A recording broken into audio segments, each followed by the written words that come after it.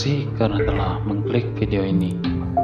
Jangan lupa like, share, dan subscribe untuk terus mendukung channel ini. Sebelum mulai, lihat dulu sekitarmu. Siapa tahu kamu nggak dengerin sendirian. Pasien rumah sakit peninggalan Belanda.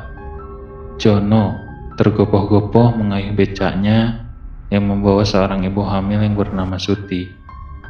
Suti merasa bayi yang ada di kandungannya akan lahir, meminta Jono mengantarkannya menuju rumah sakit tua peninggalan Belanda di perbatasan kecamatan.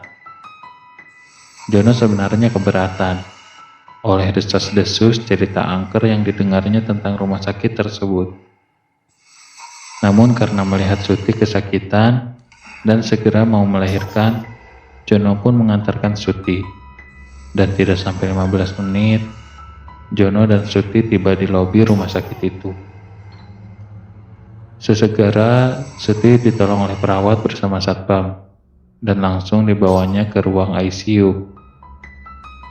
Setelah menjelaskan kepada satpam bahwa Jono hanya tukang beca dan hanya mengantarkan Suti, Jono pun pamit pergi, ingin kembali ke posnya yang berada di dekat pasar.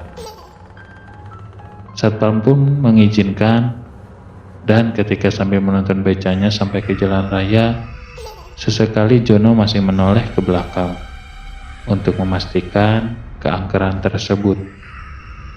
Tetapi di mata Jono, rumah sakit itu biasa-biasa saja, dan Jono pun lega.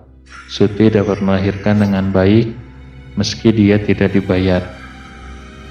Keesokan harinya, seorang perawat meminta tolong Jono mengantarkannya ke suatu alamat yang sepertinya tidak asing baginya. Di tengah perjalanan, sambil mengayuh becak, Jono iseng bertanya-tanya, dan ternyata sang perawat ini hendak mengantarkan obat Suti, penumpang yang diantarkannya bersalin kemarin. Habis kemarin Bu Sutinya cepat-cepat pulang bang, jadi obatnya ketinggalan, kata perawat ke Jono.